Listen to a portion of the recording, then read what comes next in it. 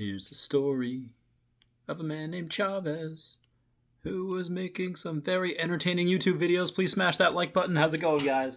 This is the real Randy Chavez. This is an Earth 2 update video. However, obviously, if you can see here, I have a whole page of questions, and I was about to do it, but I thought what was more important is to focus on just one of them right now. And again, I do all this for free, so Patreon down below. Use that referral code, please. That means the world to me. And smash that like button. But the one question I thought was more important to go over and give its own video, as opposed to reading all of these, is how to make passive income in Earth 2. Now, I've done a video similar to this already, and yes, you can. Those same mechanics, those same ideas are still going to be there. Phase 1, you're just going to have buy places where buy tiles where a lot of people are going to congregate. New York City, Central Park, London, Paris, Tokyo. And what are you going to do with that? You're going to create a lot of foot traffic, create a lot of buildings, create a lot of ad space, get a lot of ad revenue. Phase 2, you're going to buy places that are spawning a lot of resources. We don't 100% know where yet, but as soon as you do that, in phase 3, once the buildings start and the ad revenue starts, you're going to buy places that are very close to other things that are going on. You see some giant water slide, or people have a do-it-yourself channel, learn how to milk cows and raise bees, whatever it is that they have, and you're going to buy tiles next to those people. But how do you capitalize on that? I'm going to be very specific here. You don't be selfish. You be selfless in the content that you're creating and people trying to do it. Try to serve people to the best of your ability, because they're going to want to go towards you or anywhere else. You have to find out, as a person, you have to figure out, as a business, how you're going to communicate with the world, with your people that follow you. Like with you guys, obviously a lot of it is YouTube, but whether you contact me on Facebook, or you found me on Reddit, Twitter, Instagram, whatever, it's here now. You obviously found me through one of those places and follow me on YouTube. So you have really 3 options. You have the written word, which you could do on any type of blog that you have, any type of newsletter or Twitter, the Twitterverse, or if you make these long beamy statuses on Facebook like I do. You have audio, which a lot of it could be podcasts. A lot of it could just be going on other people's shows. I've had so many people ask me to be on their shows. I just don't have time right now. I swear to God I will. And then the third is video, like what we're doing right now. Video being TikTok, Instagram posts, whatever it is. YouTube happens to be my specialty just because I've been doing it for 8 months, 10 months now. If you are not doing that daily, one of those 3 things, you are limiting yourself. You are putting a cap on the potential earnings that you have. This means that the content that you put out, likely that the more that you put out, the more likely you'll be successful. Like I said before, like what Ario Realty, we have 2 different types of ways. He puts as much quality into his videos as he can. I try to get as much content out as I can, regardless of the quality, because again, quality is subjective, quantity is not. You cannot argue with how much time someone's putting in, with how much content there is. You can argue, oh, okay, well, I like this and I don't like this and whatever, but basically bring out as much valuable content as possible. How do you do that? Just put it out. If you have a place in Earth 2 that you think is one of the funnest things, you think people get something out of it, advertise it everywhere. Advertise on TikTok, Instagram, LinkedIn, wherever you have a social media page, that's where you put it. Similar to Woof in The Office. I think Ryan comes up with that. It says, yeah, you post to one thing, it posts to everywhere. There actually is something like that. I'm not sure what it's called, but I should look into it. But maybe you're a talker and you're not an entertainer. So instead of putting things on like plays or telling jokes, like doing stand-up, maybe you write for someone else that does that. They're able to rent out something in your hall, and you guys can have a symbiotic relationship going where what happens to one affects the other. They're going to do their best job to bring out the best of your material because it affects them, and you're going to write the best that you can for them because, again, that affects your bottom line. You're not going to put out poop if it's not going to yield you anything. Or you need to create such an ambiance maybe to the people listening that they don't care that there are no pictures, They don't like in a sensory deprivation tank. They do not care. Uh, I don't care what's around me because I'm in there to meditate and there to listen to music. Maybe you have a hall filled with nothing but stars and it's just you talking about whatever it is that you excel at. The same way that people have Pokemon podcasts or Tesla podcasts, you can talk about cooking or physics and inside of a hall or a museum that you build. So many people are listening to podcasts now where 5 years ago they did not, or maybe they did. Now they listen. Maybe they had one or two podcasts they listened to. Maybe they started on Joe Rogan, and now they listen to 5 or 6 others because of the time and convenience.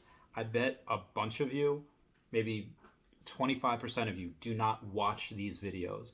You're putting it on in your car while you're out working and doing deliveries, whatever, or you're putting it on while you're cooking, while you're cleaning, and you're just absorbing it that way. Again, if you watch this, great. If not, no big deal.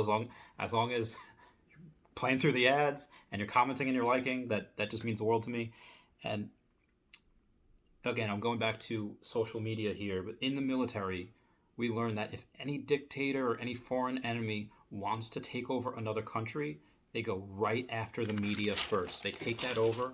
Why? Because the media, the news, newspapers, they tell you how to think. They tell you what to think. They tell you how to feel. It's actually really impressive. Old people love newspapers. Gen X loves the news. Millennials love social media like Facebook, Instagram, LinkedIn, and Gen Z.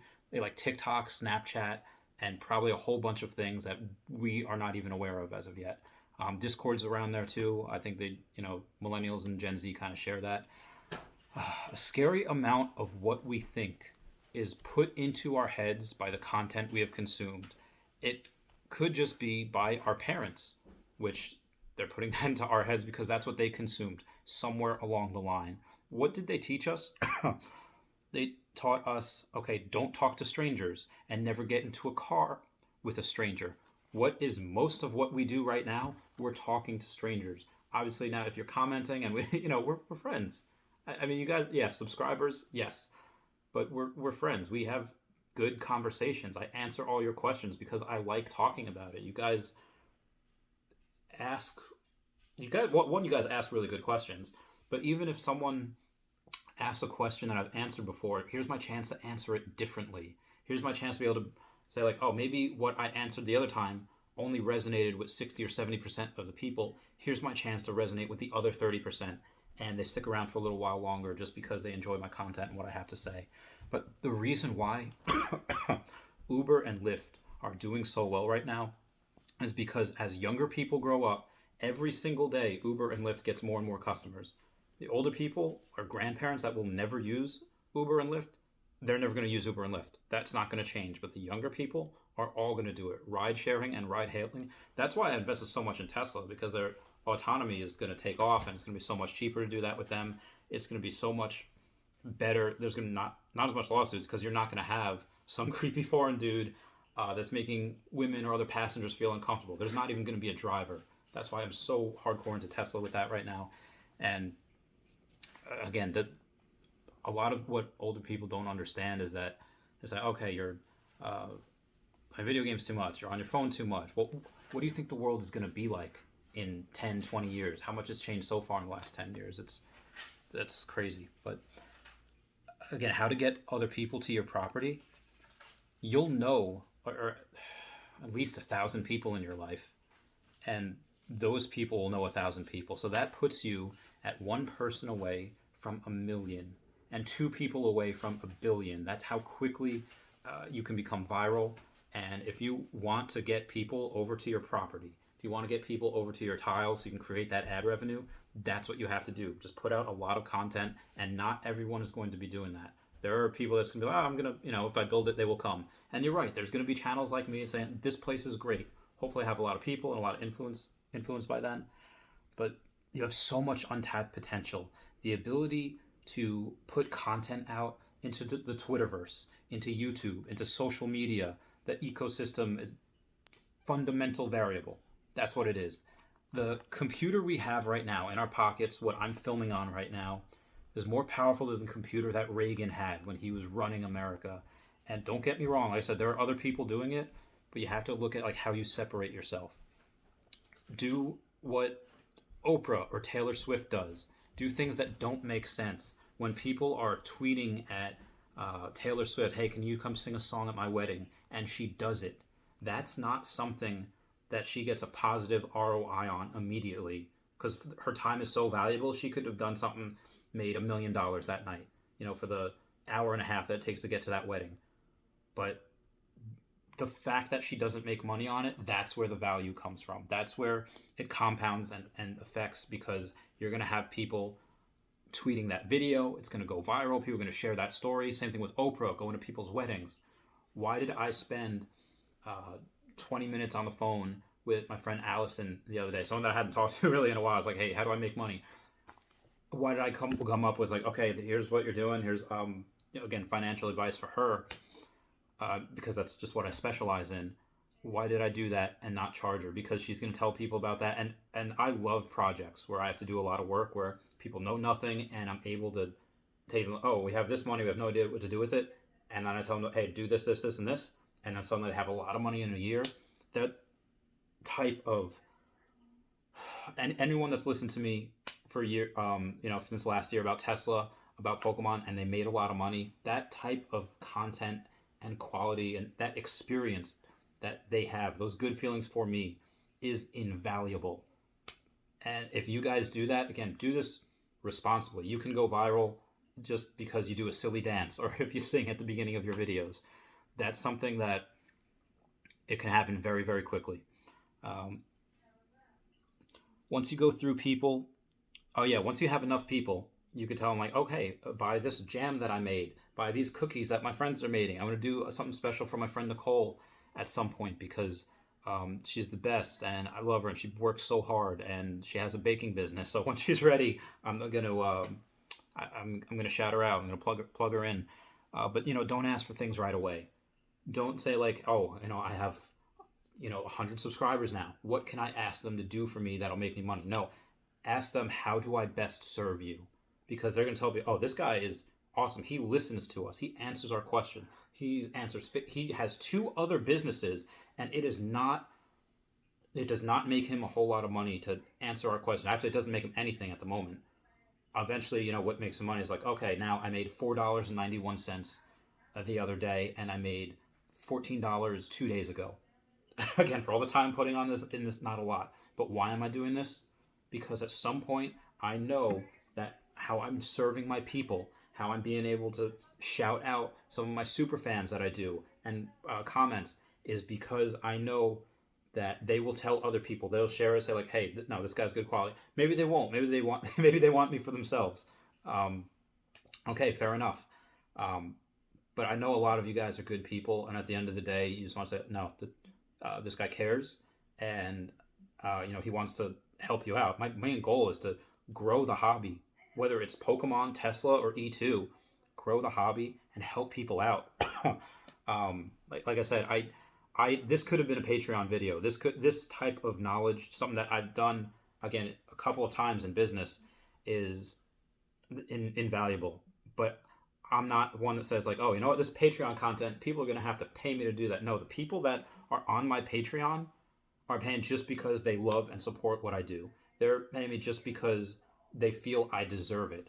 And I can't thank them enough for that. I can't thank all you guys for subscribing and watching and making this possible.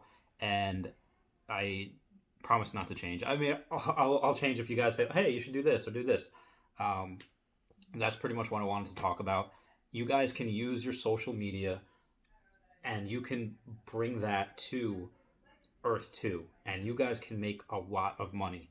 Everyone watching me right now that has gotten in on Earth 2 is so far ahead of the game. Yes, right now things have slowed down. Things have dipped. Maybe you were getting an average of 10% a day growth, and now you're getting 5% a day growth. That is still absolutely insane. You're still this is the calm before the storm. This is, if you're getting in right now, and you have places where even just a couple of tiles, put $100 in, that could 10x. Very, very, it could 10x overnight once we have that trailer come out, which again will drop any day now.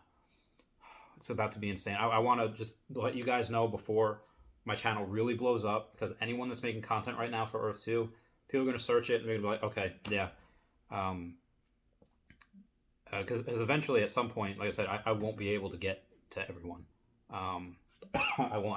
I have other people that make content that have far more subscribers than me, and it's like, why are you answering everyone? Your time is worth more than that. Yes, it is, but I answer everyone because the compounding effect of that will help. And if you guys have something like that too, if you have a lot of followers on Tumblr or Twitter or whatever, and you answer people, you will gain so much of that in spades. That's it for me today. I will do another video tomorrow. I love you all. Please comment, like, and subscribe. Comments are good for the YouTube algorithm. I love you. Thank you. Bye. Meow.